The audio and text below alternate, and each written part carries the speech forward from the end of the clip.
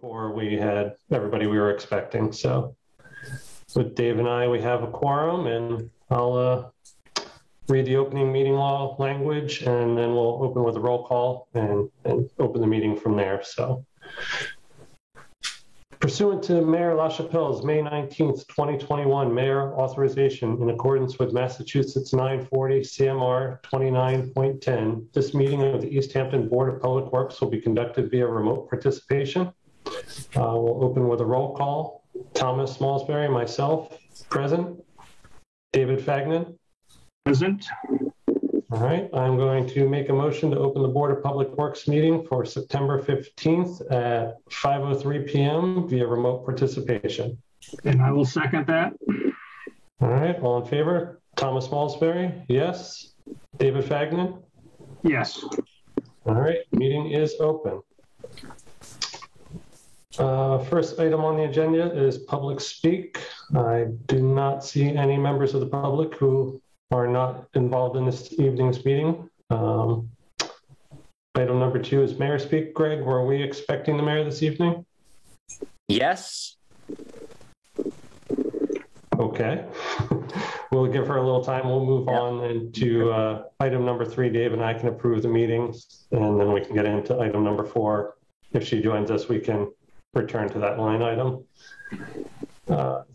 Dave, did you get a chance to review the minutes for our August 4th meeting that I prepared and sent out? Yes, I did, Thomas. Any issues with as they were received? No, no issues. Okay. I will make a motion to approve the August 4th, 2021 meeting minutes. And I will second that. All right, all in favor? Thomas Smallsbury? Yes. David Fagnan? Yes.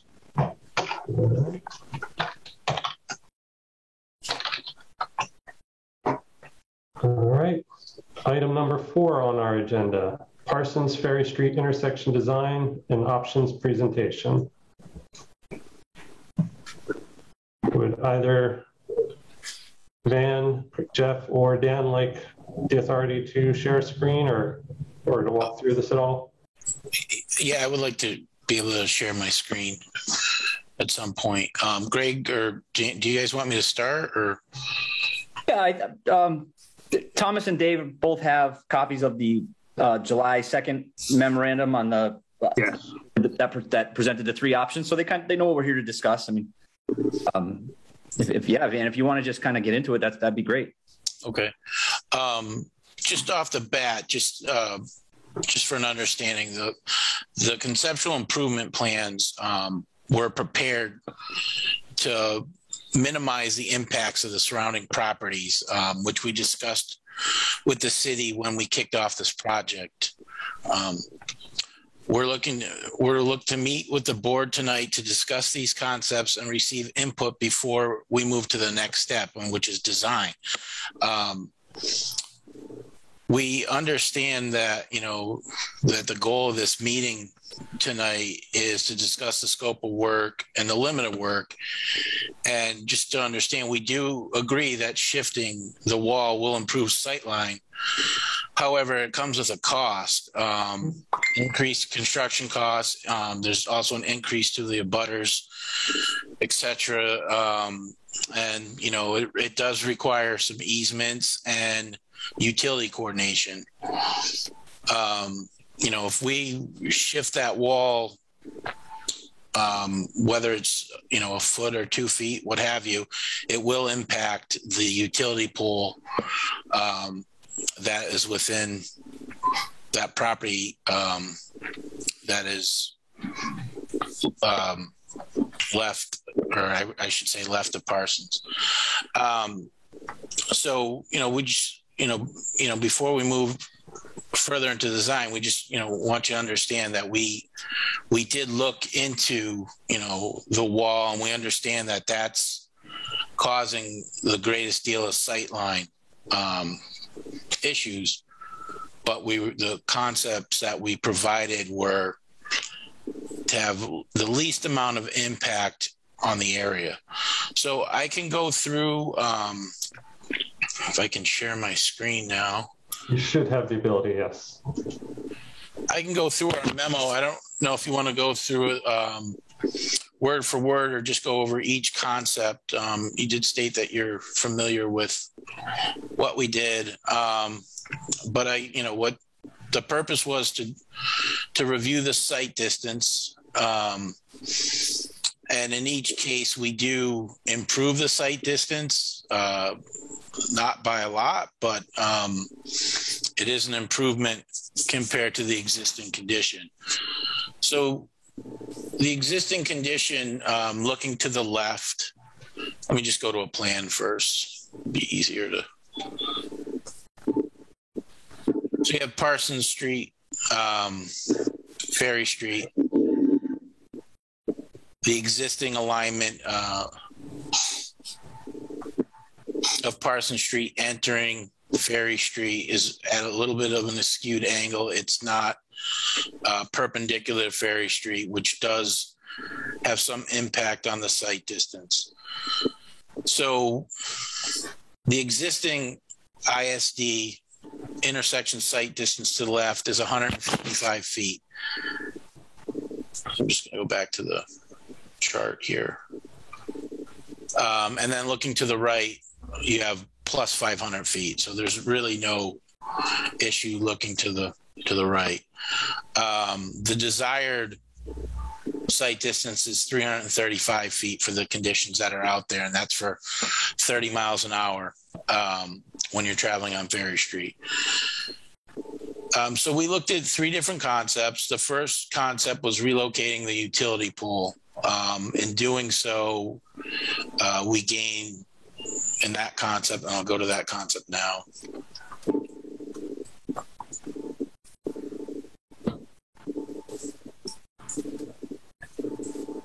This is concept 1, relocate the utility pole. So in this case here, here's the existing utility pole. There's a lot on this utility pole, and the cost of it would be, substantial to relocate it. So what we did was we shifted the pole to the north. And in doing so, we put the utility pole would be like within a tree belt or snow shelf. And we, move the road over to the east. In doing so, and this is your point of where you can't really see any further. It's where the wall and the fence is. But in doing so, you would gain an ISD of 200. Well, the overall ISD would be 209 feet. So you'd gain approximately 54 feet in sight distance. Looking at the different concepts, we rather providing like 10 or 15 concepts, we did a few small differences in each. Like this concept, we provide just 2 13-foot lanes.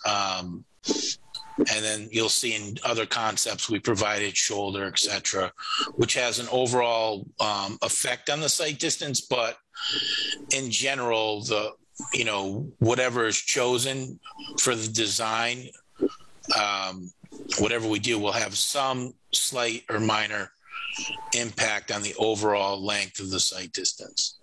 In each case, we've updated the crosswalks, updated pedestrian curb ramps, and the sidewalk in this general area. So concept 2,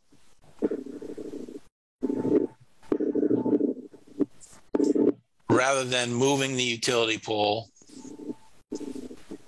we left it where it is, and we created a median island. In doing so, this is a wider entranceway. It gives a little bit of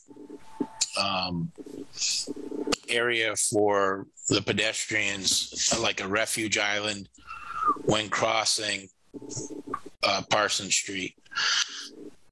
Again, crossing in 3 locations, 2 for Ferry Street, 1 for Parsons Street for pedestrians, new sidewalk in this area.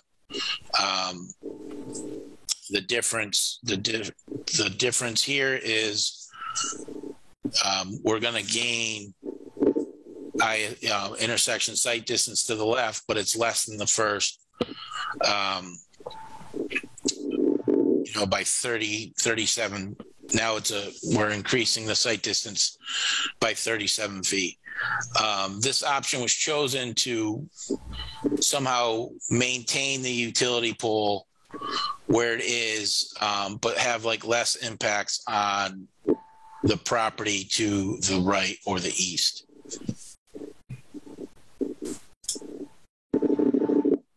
Our third and final option, we kept the utility pole where it is, and we shifted the road further to the east.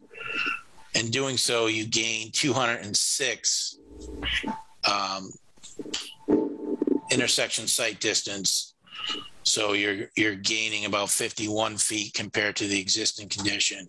And you might ask why this, even though sorry, I didn't mean to, I'm just trying to zoom out a little bit. Even though we're shifting the road more towards the east and impacting the property owner here more, we do gain site distance. It's because of the width of the travel lanes and shoulder, et cetera. So like I said, rather than having, 10 different concepts, we can always hold the center line and change whatever is needed for whatever the city would like to do for travel lanes, shoulders, et cetera. So in each one of these cases, yes, we do not meet the 335 feet of intersection site distance. And the reason being is we did not touch or move the wall. Now, it is possible to move the wall, but there's, like I said, there'll be quite a few impacts, not only to utilities, but the property owners, cost, etc. It's almost like a snowball effect of cost implications when we get into moving that wall.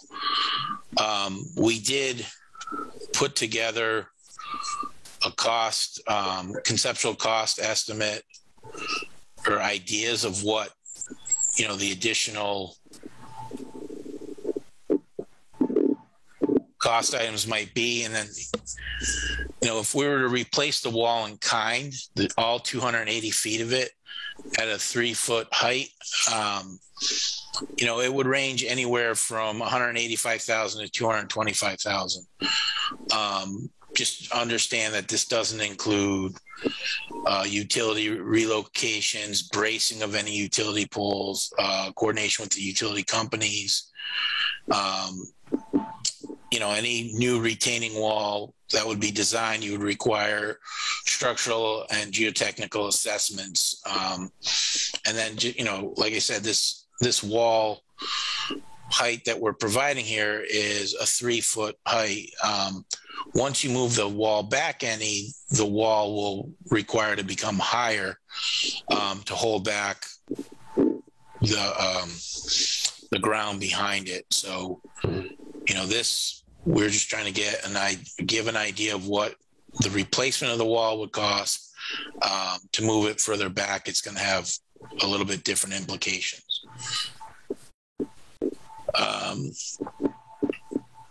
We have different order of magnitude costs for like relocating the utility pole.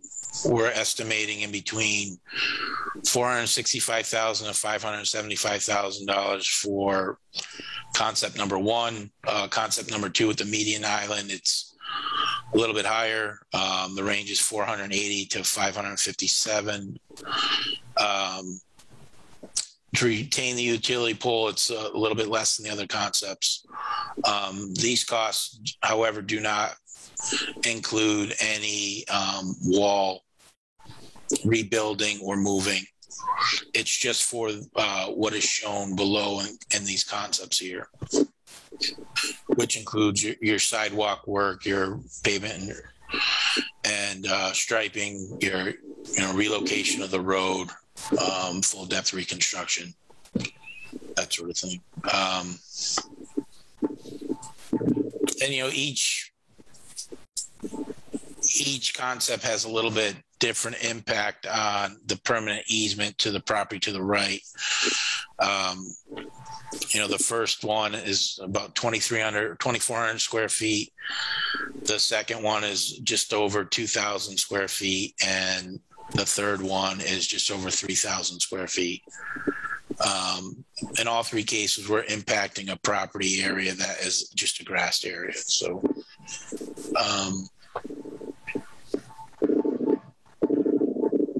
I think that really covers everything that we're showing in our concepts. Van, does either concept play into or mesh better with relocating the wall at a later point in time? I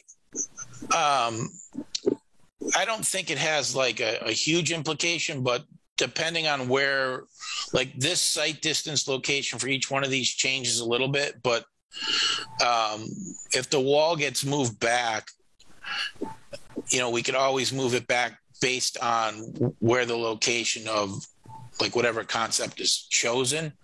You're referring to taking the wall and moving it after this work is done? Yeah. Yeah. So whatever one we pick, we can look at the wall in general to see how far back it has to go to get the desired site distance, if that makes any sense. So it really, there's not a huge difference in any three of these concepts. And like I said, each one of the concepts we could like change, like travel lane width, shoulder width, that sort of thing. So there's going to be some slight variation no matter what concept we choose. And then if, like you said, if the wall is moved back at a different time, it's, it can be worked out, but in doing so, you're going to have some impacts on the road work that you're doing here. Yeah. So, I mean, you got to take that into consideration as well. So any road work you do here, if you move the wall back, it's going to impact this. And I know at one point we also discussed paving from Parsons Street down to the new roundabout or the bridge. Well, just to the bridge, yeah. To the bridge. So, and then we provided a cost for that as well. I'm sorry, this is jumping around. Yeah, the mill and overlay, we're estimating anywhere from say 62 to 75,000, and again, that's just the mill and overlay. That's not looking at the actual structure of the road if it does need any other improvements. And then because there's really no curbing in front of the wall, we provided a cost of putting curbing there. And if you did these two options without doing the wall, and then you went back and worked on the wall, then it's going to impact this work that you've already done. Yeah, absolutely.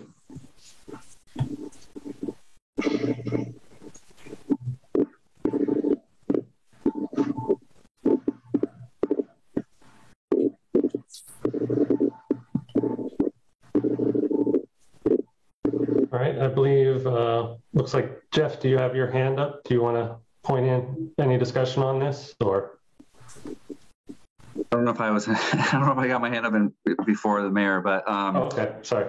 One thing I was wondering now, if I could just ask a question just to make sure we're all on the same page in terms of that sight line distance. I really don't remember, Van, when we talked about this, do you measure that from the stop line that's shown on those plans, or are you measuring it from a car that goes over the crosswalk and then is observing to the left? I couldn't remember what you said about that along the way. It looks like it's a rollout distance from the stop line. Yeah, it's from the center of the road, and then it's 18 feet back. Okay. Just, because I know that Thomas had done some research and looked at something that would increase that. I just wanted to make sure that we're understanding that you're not necessarily measuring it from that stop bar. I was out at the site today and I took a photo from approximately where a car would be positioned. You would come to the stop line and then you would cross over the crosswalk and then look left. And so I just think it's one of these things that it's hard to tell, what does 209 feet get you in terms of observing versus the existing conditions, because that's where like the stop bar on the existing road is pretty far back. The cars go very far up and that retaining wall is really blocking the existing condition. But trying to understand what 209 feet will get you when you're at that right location, because that's kind of this cost benefit analysis that we might need to look at kind of moving forward, like the cost of moving the wall back versus this plan here or one of the concepts. So I was just trying to get an understanding of where you're measuring that from. So in both cases, the existing ISD to the left, 155, is 18 feet from the center line of that travel lane. And then from the proposed work here, and on all three cases, it's 18 feet back from the center lane of the travel lane of the roadway. So you're comparing apples to apples here. Would it ever be possible? Sorry, if I just have one more question. In thinking about this as a group, would it ever be possible to like pinpoint the proposed location in the field so that if you were with maybe just like spray paint it so that someone could kind of stand at that location and see what they're going to see looking left? Is it possible with the survey work that you've already done to like locate that? Yeah, it's you can almost see it here, Jeff. Well, I just leave it leaves a lot of guesswork because, like I said, I was out there today. I have a photo, and I don't know if it's worth sharing at some point, but to figure out where you would be looking down left, maybe just table it for now. But I was just kind of curious. Yeah, I mean, there's two catch basins here. You're almost just south of this catch basin. Approximately, I'm going to say you're probably 28 feet into the grassed area. We could mark that approximate area where that would be for each concept or one of the concepts. Okay. We'll see if anyone wants to do that, but that might be useful for us to just eyeball that, what it will look like. All right. Thank you. Yeah. Thank you for that, Jeff. Mayor LaChapelle, did you have your hand raised as well? I'm sorry, I missed that. Oh, no problem at all. So I have a couple of, and kind of on Greg's line of these concepts and the expense. And I mean, from what I've gathered talking to Greg and Jeff and hearing Van, that touching that wall and moving it back is just opening Pandora's box. And the budget for this program and the scope of the work that we asked for is coming in on a level we can do right now. But I do wonder, are there little things that we can do with this proposal, whatever the option is, that preps us or puts us in a better place to move that wall? So that's one of my questions. I don't know, Van, if you want to answer the questions as I go along or wait. So I guess you could do this work now, but as I mentioned earlier, say if you were to overlay or do the curb work in front of the wall, you'd have to redo that work again. Okay. So you'd almost want to stop any of the work prior to the wall. Like our curb kind of starts right near where the wall begins here. Okay. So you could do the work the way we're showing it here. Yeah. But some of the implications that are going to happen if you do this work now, you're going to get a better price if you do all the work as opposed to doing it in two different stages, because the contractor is going to have to mobilize twice. We're going to have to do utility utility coordination and relocation twice. You could try to do the utility coordination and relocation now as opposed to later. That would give you some sort of cost savings. But you won't gain on maintenance and protection of traffic, or any temporary traffic control will have to, be set up twice. Okay. Mobilization, the more work you have, you're opt to get better prices. Sure. So, we can look into how we can do some sort of savings for the future building of the wall. I don't think that's out of the ordinary, but I don't think you'll get an overall cost savings if you did all the work at once. Does that answer your question? No, it does. And it'll be, I think there's a larger discussion to be had based on what you said around what is it worth? What's the cost benefit analysis? And even if we were to wait, 5 years or 6 years, 7 years to move the wall, is it important to do something before that? And I don't have I'm not thinking concretely like, oh, we should, prep one and it's not worth the money. I'm just kind of throwing spaghetti at a wall to see what makes sense.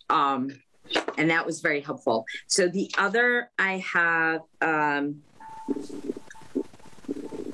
on the crosswalks. So I think it was option 2, where the crosswalks meet pretty neatly. Let me just get to. This is option 2. Yeah. So it's kind of it's a 3-sided rectangle than the others. And I'm wondering, from my perspective, I like the layout of these crosswalks because they're very defined and they're predictable both for drivers and pedestrians. And then the other 2 concepts, everything is relatively close, but it's a little crooked.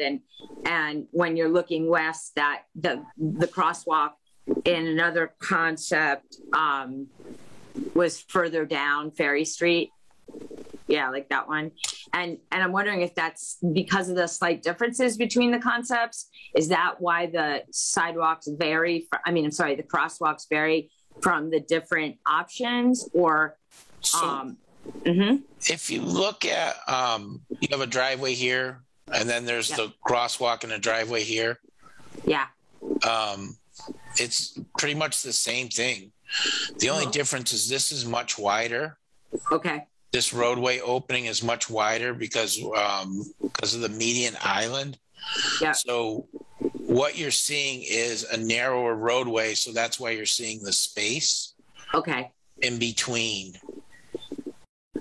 All right. Oh, yeah. Okay. Okay. So like on all 3 concepts, because of the driveway here, here, here, and here. Yeah. Both of these crossings on the north side of Ferry Street are pretty much similar in the exact same place. Okay. It's just you're seeing different scenarios or crossings because of the different widths in the roadway. Right. And that's the only real difference between the 2. And this looks neater because one, it allows us to get a little bit better angle to come across Parsons here, as opposed to this location here. We could force that, but you're going to have some tough grading to create.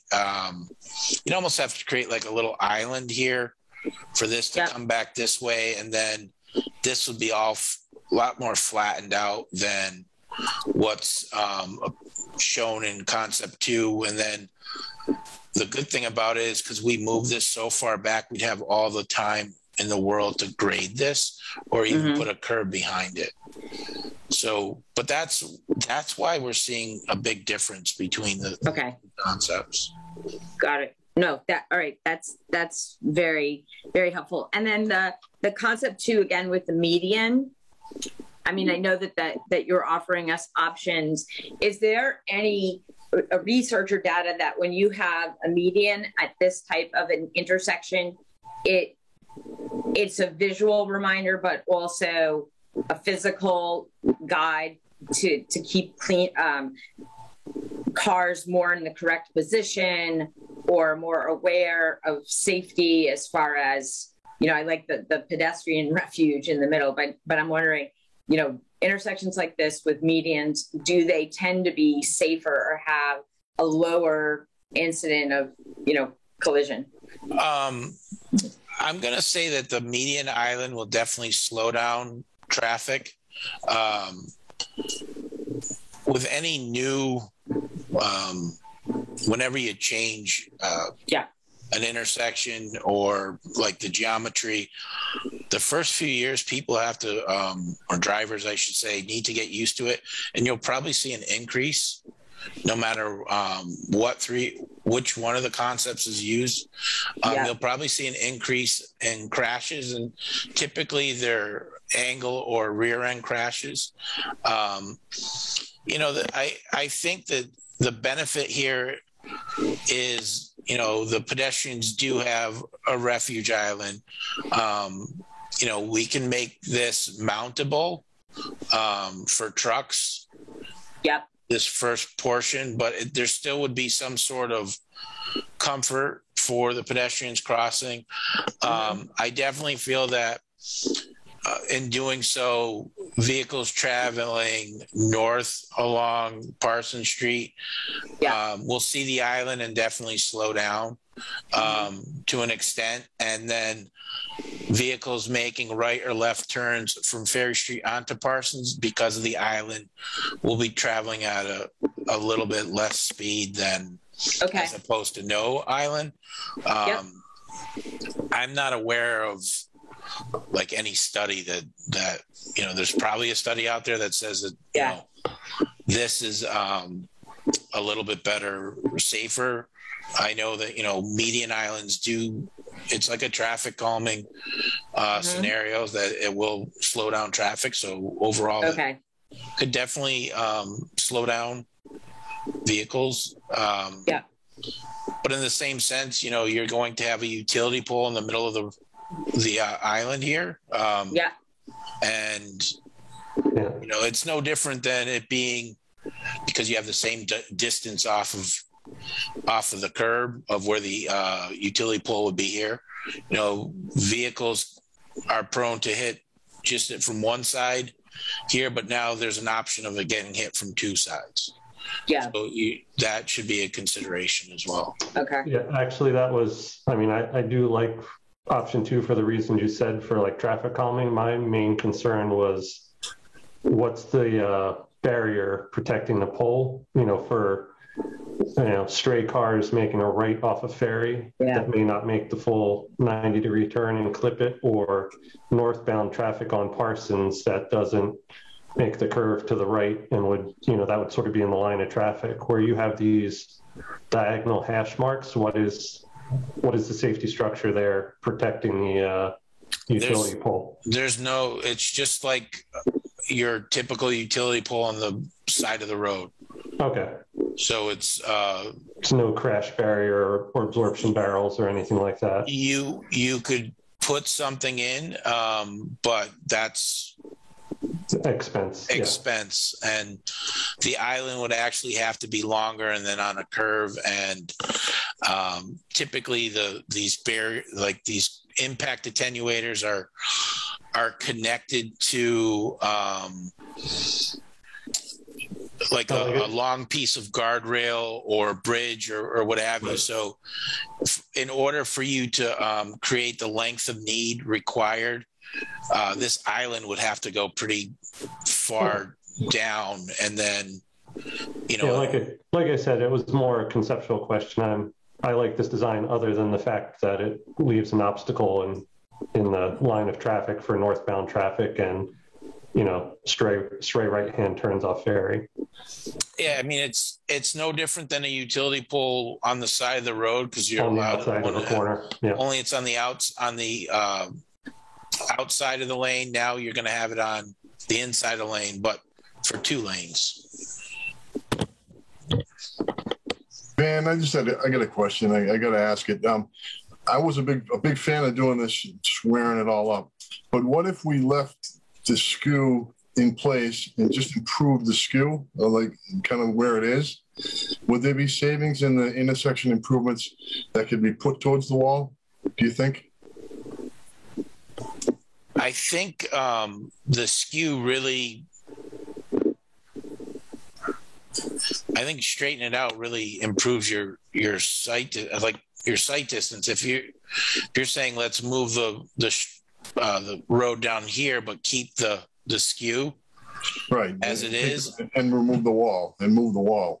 Well, I think he's saying make no changes to the exit point, but actually take the savings of realignment and invest it in wall movement.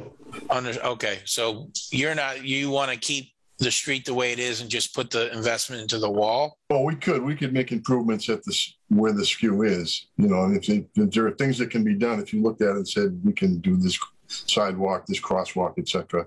I think we could definitely do pedestrian upgrades. And then you could leave the skew as it is, but I think you're going to be impacting a lot more wall. You're right. So it's something that can be looked at, but I think you're going to be going further down with the wall and pushing the wall further back. Okay. Which could have, which could require a higher wall. No matter what you do here, if you push the wall back a little bit, this pole is going to be impacted, whether it needs to be held or moved, etc. Because this retaining wall for overturn, the footing is going to be on this side is going to be at least the height of the wall, so right. It's going to push back, or it's going to go underneath this pole. Okay. No matter what. So I think, you could probably leave the skew in here and do some of these changes, but because of the skew and because of this location, it's going to have a greater impact on the wall and what you need to do. So I guess what can be looked at is just doing that and the improvements for the pedestrians. And that could be an overall savings instead of adding everything.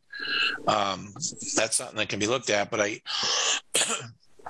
without doing a structural assessment and any sort of geotechnical borings, not knowing what's in this behind this wall here and how far we're improve or need to push back for the skew, I can't say it's going to be a drastic savings, Dan. Okay.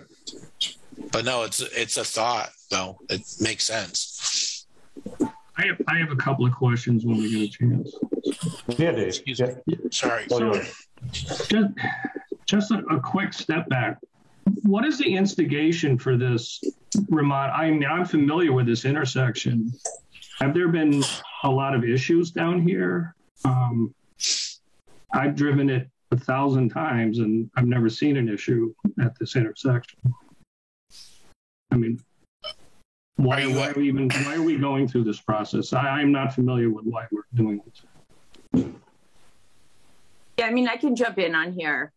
That the intersection is really unsafe for pedestrians, and we get a lot of complaints and concerns from the district council, as well as the increased traffic coming not only from INSA, but just general traffic on East Street, and it tends to be heavy industrial. Mm-hmm. Then you've got One Ferry Street, which will be opening with at least 70 apartments and or condominiums, as well as business, that will increase the traffic there, as well as the pedestrian traffic. The idea too is that we will have the Ferry Street project in the next 5 years doing over the second part on the east part of the canal. So if we can take care of this intersection, make it a little more pedestrian friendly, as well, get ready for the increasing traffic over the next 5 years, we should take the opportunity now. Mm-hmm. Okay. Then wait until it becomes a more burdensome and unclear intersection. Also, this particular project checks every box for the use of cannabis funds because of its connection to INSA, and we would just like to get it off of the plate on other capital projects that we're producing. Okay. I would love to have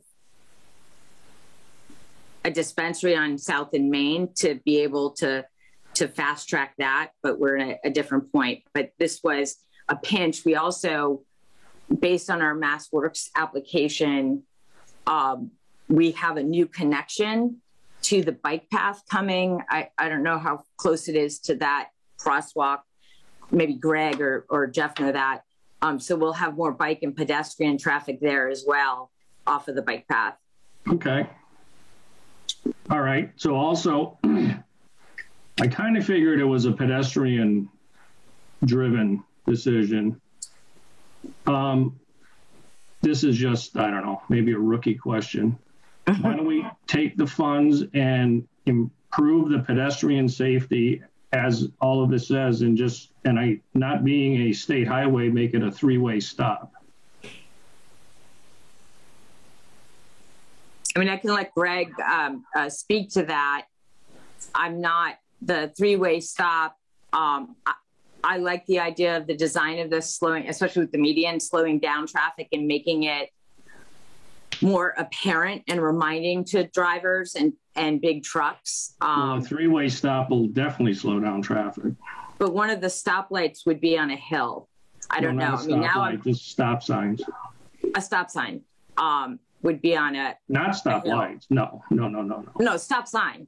You know, I think Right. of the one we replaced on Ferry. I'm out of my depth on that part, Dave. I don't think it's a rookie question. I think it's a great question, but I'll kick it over to folks who studied things like that in the 3-way. I don't know if Dan or Greg or Jeff. It looks like Jeff actually A wanted to 3-way speak to that. stop makes all your pedestrians are safe, and you have greatly reduced your chances of any accidents. One thing, if I could, I guess the only thing about putting a new stop system here is, you know, ironically or not, we just spent $3.5 million to eliminate the stop sign on the end of Ferry Street because the traffic counts are very high in this area. If you really if you spend time here, it's actually just eye-opening to see how many trucks and how much traffic goes through this area. I'm familiar with that. Yeah.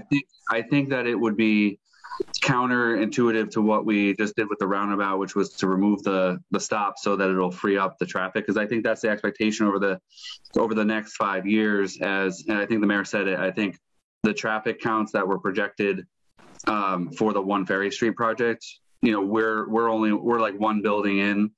70 units are, coming, but the total number of units is 152 plus the commercial activity there. So I think we'd have to look at the numbers because I think that would create a lot of backups that we just spent time kind of removing the backups over there.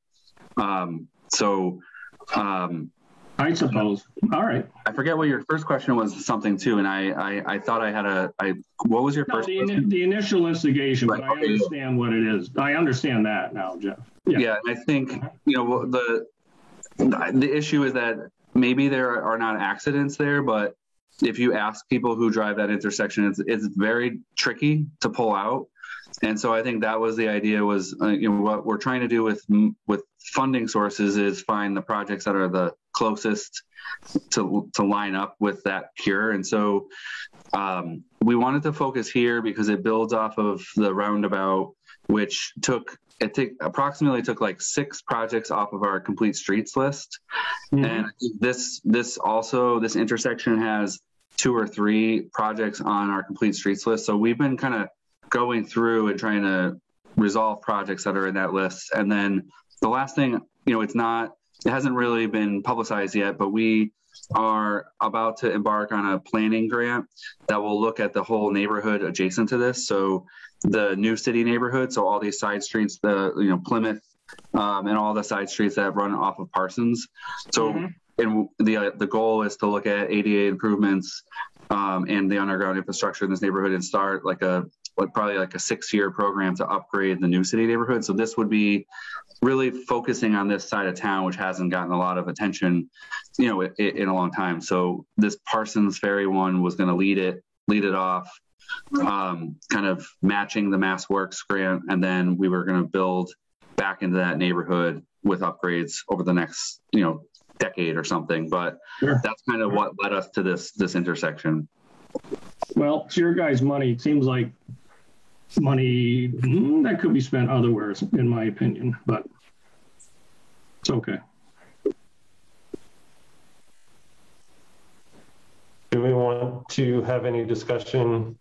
Is the goal of this meeting to pick a design course based on these 3 options of what we'd like the engineers to pursue? Is that the goal of what we're asking of the board this evening?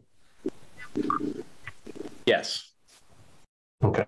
One to move forward with. And I mean, I think one thing that's kind of important to mention here is that we're looking at, unattainable projects, something we can do to make to make the intersection better, over the next couple of years.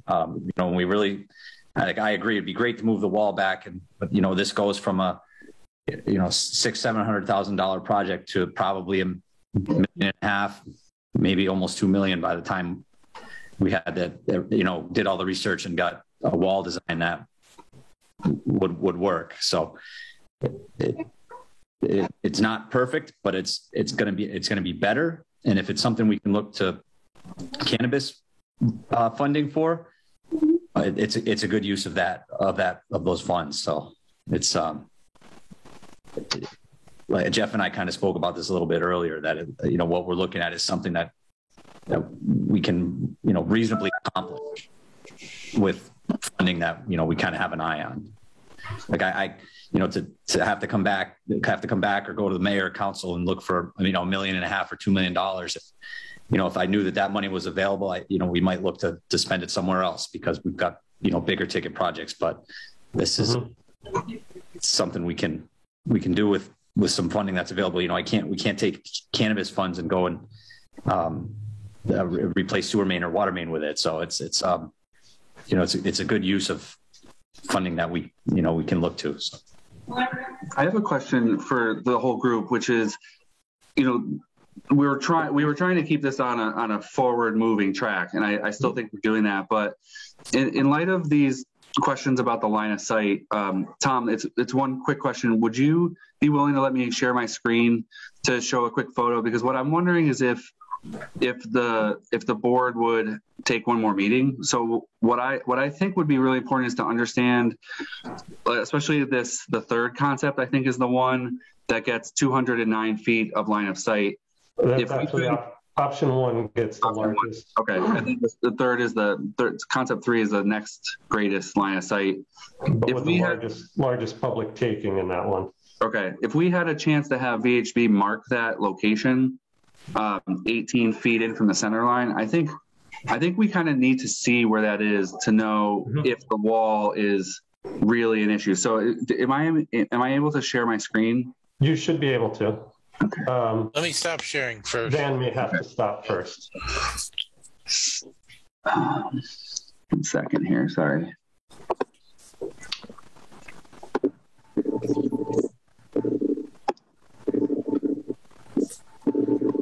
So because I'm not an engineer, it's hard for me to understand. Like, so you can see in the picture the double yellow line, which would be the center line, and I'm standing kind of a couple feet off of the road edge. Yeah, I think you're a little too close to the center line, so you actually have a better vantage point than you would have in actuality. Yeah, I don't think you'd see that school bus. Right. So, I think we need to know exactly where that 18 feet would be. Yep. To determine. So that's what I do understand. That I think I got to the point where if we could get to this as the line of sight, then I think that's what you need to see. Is you need to see that car coming up the hill, and it's hard to. I don't think we should proceed with guessing if we could have VHB mark the spot, because I think that's really going to dictate this wall discussion and whether whether we need to consider the wall to make the line of sight work or not. So that was, because like the truck in view is over the stop line. And so it would be useful to know where that 18 feet is also. Mm-hmm. So like the existing condition line of sight, and then one of those concepts to have it marked, just so we can maybe take some of the guesswork out of where we get to. So I have no issue with continuing this discussion. I actually wanted to see where we were in the process and what the timelines were for moving forward to a design phase. So I don't want the board to hold it up, but I also would like more than 2 days to sit with these plans and review them and options. So where are we in the process, and what are the milestones we need to hit for timing? I mean, I can speak to it generally. I mean, we have the funds. I think we're close to the end of this preliminary design phase. But if VHB is willing to go out there and mark those line of sight distances, mm-hmm. that may inform us whether we need to continue with further design or look at the wall and that kind of thing. So we're not working under like a mass DOT timeline or anything like with a tip. So really, the timeline is ours, but we just wanted, I think Greg and I and the mayor and Dan talked about kind of bringing this to the board at this point. And then, but the line of sight, in my opinion, that's really kind of something that dictates where we go from here. Right. No, I agree. If they could mark out options, concepts 1, 2, and 3 with 3 different stakes, so we could sort of see where that would be a vantage point with the existing retaining wall. I think we could all do a walk by or a group meeting there individually or together. I have no problem doing that. Just putting the stakes on private property, if that's okay. That's all. I guess we need to get a access agreement or some sort of approval, I guess, before you did that. I can speak to the property owner about that. Yeah. Yeah, I mean, if we want to discuss loosely our ranked order for them, or if we want to wait till we see it in the field, and I can do that as well.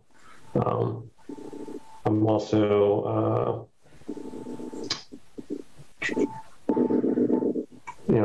where are we moving from this preliminary design? Like if we do pick a concept, will you then do variations of that for review or public comment?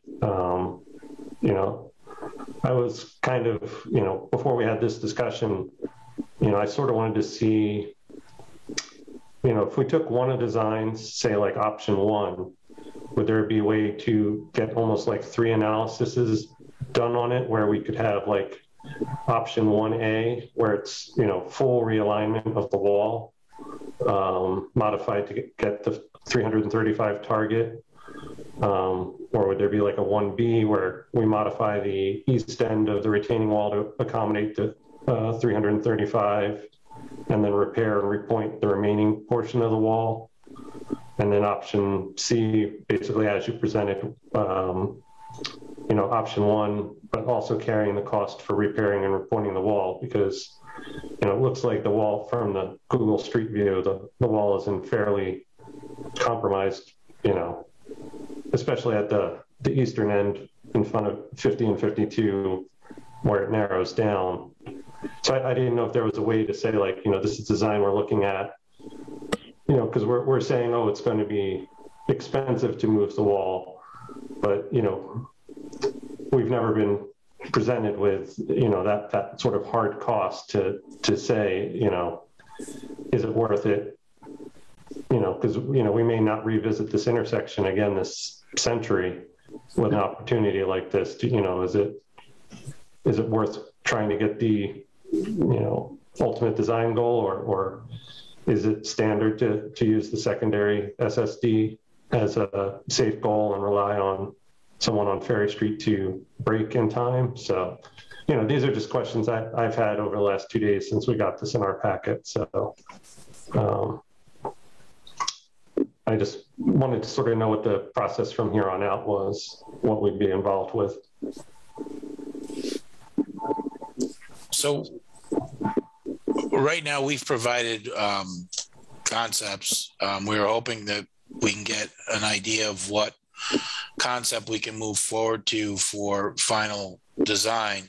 In order to look into the wall, we'd have to get some boring information and have a structural assessment to move forward with any wall options. And it could require additional survey based on what we have to date. Okay. So and I guess my main question at the end of that was, is it an acceptable standard if you can't reach the ISD to use the secondary SSD? Is that a viable? It's really not a secondary SSD. We're stating that the intersection site distance looking to the left is 335 feet in each case. We're not meeting that. So it's not really a secondary intersection site distance. It's what we can achieve based on the concepts provided. And it is an improvement to what is out there today. And Van, taking a harder look at the wall between borings, survey, the geotechnical information we're going to need, we're probably looking 25, 30,000 additional. Just in design, probably. Yeah. I mean, it's, we got to pick up some additional survey. Yeah. Assuming a couple borings, any wall design, you'll have to do an overturn analysis from a geotechnical engineer. Yeah. That would be like the structural assessment. And, because we're pushing the wall back, that wall is not going to be a 3-foot wall anymore. It could be a 5-foot wall, and every feet you go up, it goes below 2 to the frost line. So there's a little bit of work here before we could provide the information that you were referring to in option 1A. We're going to spend a lot. It was more just, what I had been mentally thinking through as to, but yeah, like you and the mayor and everyone said, the wall is a can of worms once you start taking the blocks down. So, and depending on the wall that is put out there and the soil conditions, there's some retaining block walls that they actually have a geogrid that gets pulled back to provide what's the best word? There's actually the block walls, there's actually a geogrid that gets pulled back certain distances. So you're going to be impacting more than just the footing. It could go further back. Understood. So, there's a house close to that and the utility pole. So there's some things to consider, but without knowing any geotechnical information, it kind of hard to really put a good cost estimate together for that. Right. Understood. I was only speaking to it because it's very rare we get to look at, full redesign of an intersection. So it's sort of, would be nice to address historic issues all at once, but, with the funds available and the goal of the project, I understand that that's not technically within the scope. So, Mayor, did you have your hand up? Yeah, I just wanted to make a couple of comments, and Dave's comments have got me thinking. I mean, one, I'd want to be clear with this group. There is there's a choice to be made here. I feel like the traffic and that precinct really deserves a little better intersection there, and with increasing population as well as a bike path entrance there, it makes a lot of sense. As well as more and more traffic, commercial traffic going to O'Neill Street, use Ferry Street.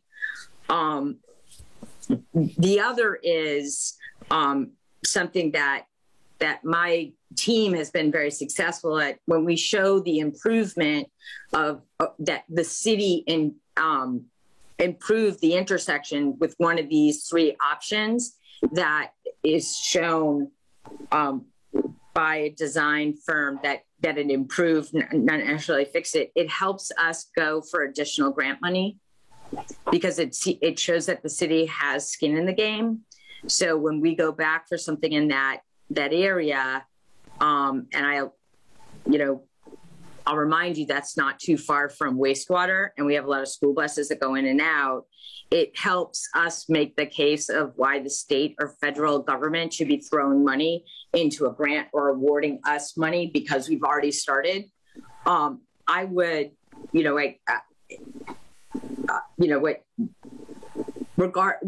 putting the cost aside to do the borings or whatnot, I think it has value, but with the ARPA funds we're getting and the infrastructure bill and what we know is coming through in cannabis, there'd have to be one heck of a pitch to me to invest in moving that wall.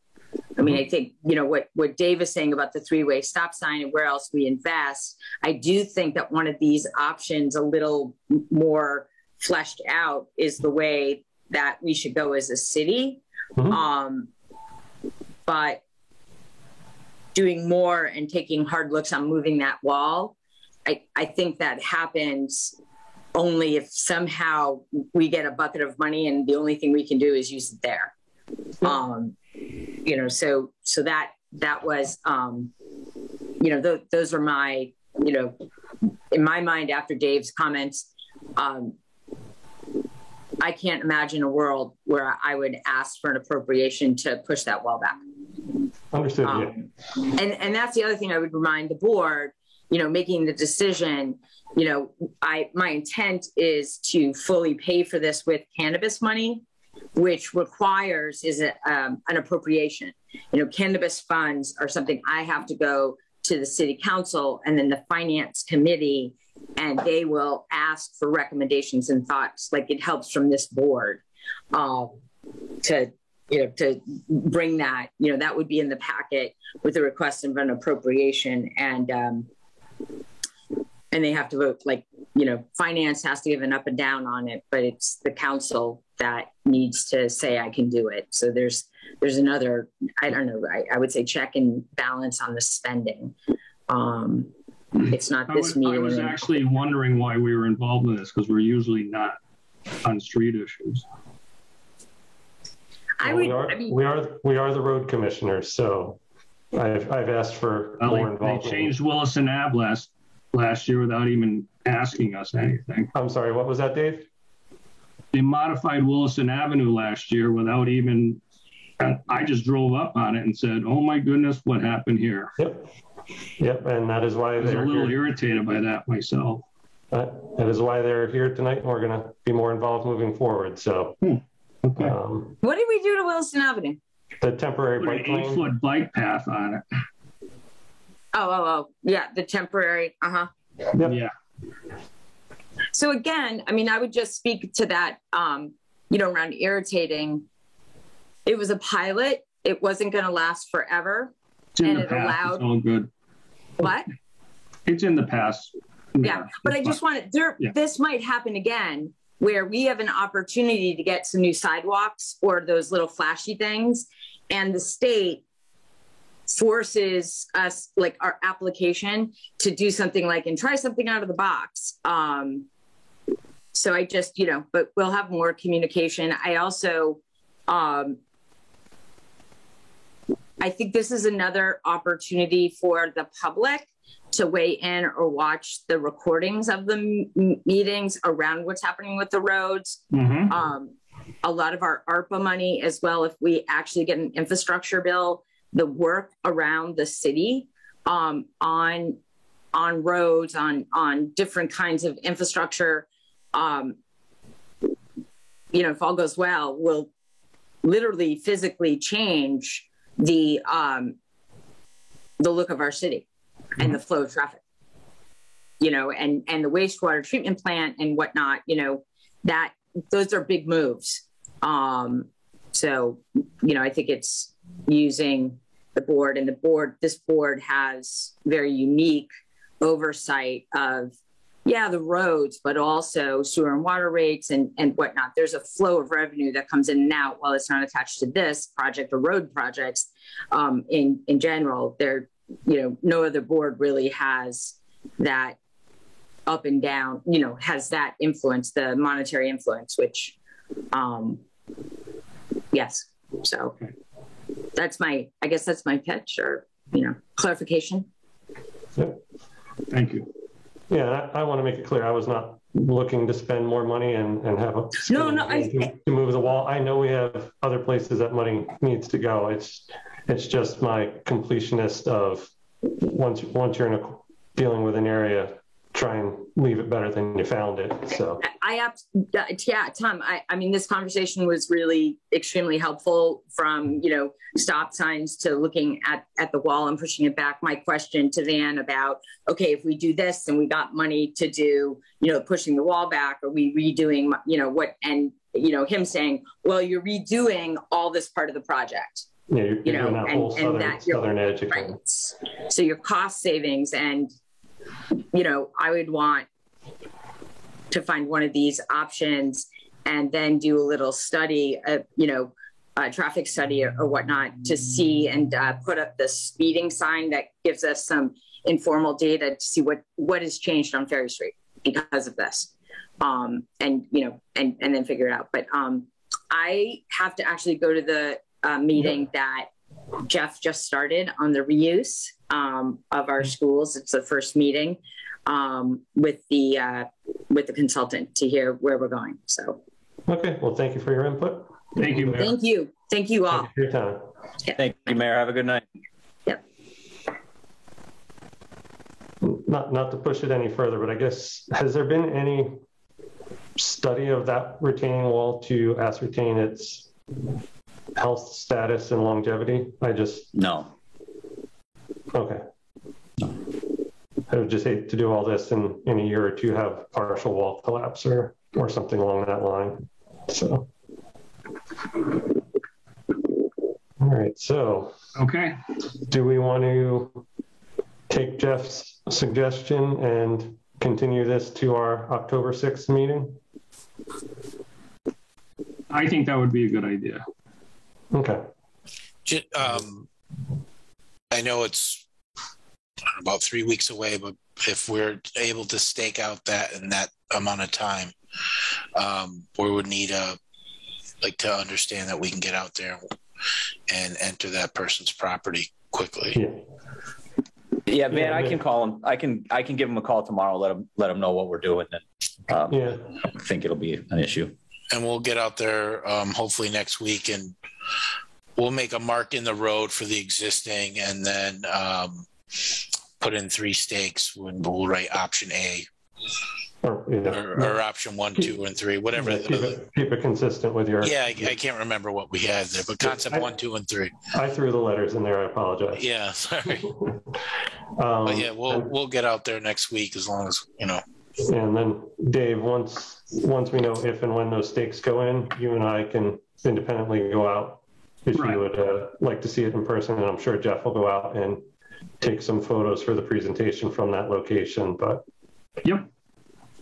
All right. But we can't go together. Nope. You and I will go independently. Can't have a quorum on the side of the road. Oh, we cannot. Keep it above boards.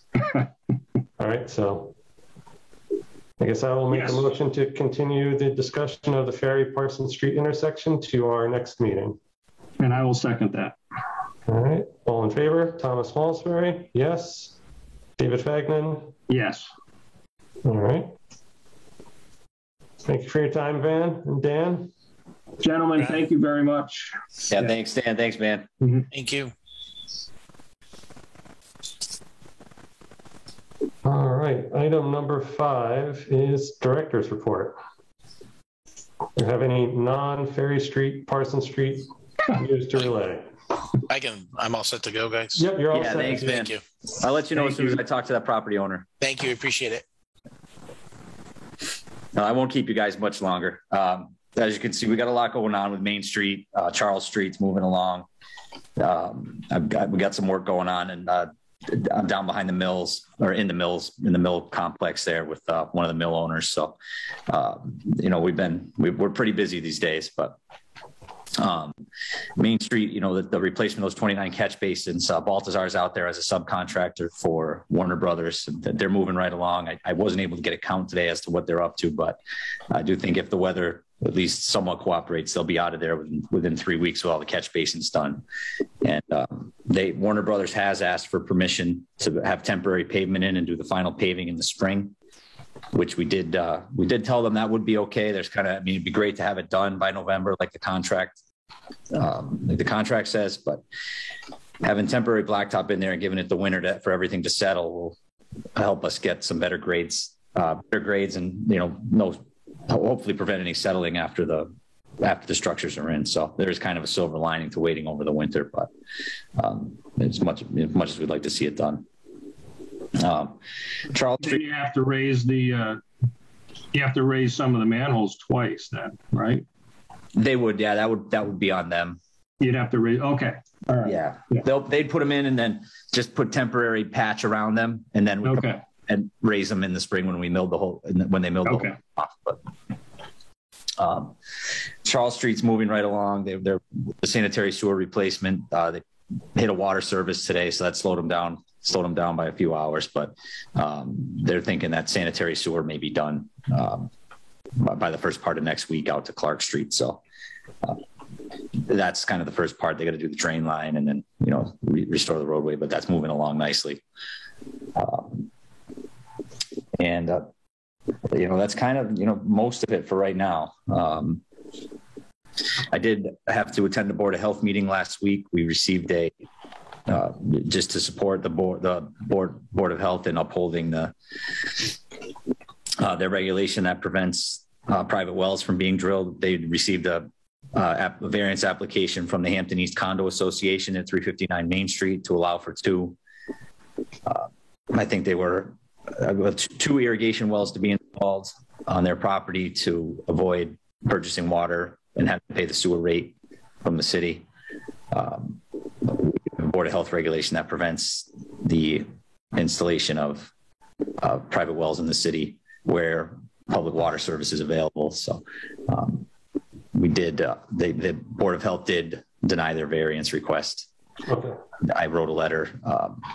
Our water quality manager wrote a letter, and wasn't the first time that Hampton East Condos has brought that forward. They brought the request forward in 2014 as well, and were denied at that time.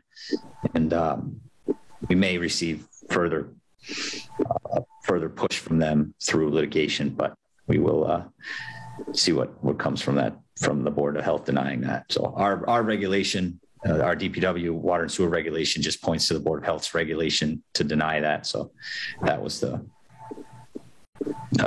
kind of the outcome of that request at this point. So we'll see where it leads from here, but maybe coming around. I think we may, when we start looking at rates again, we may need to look at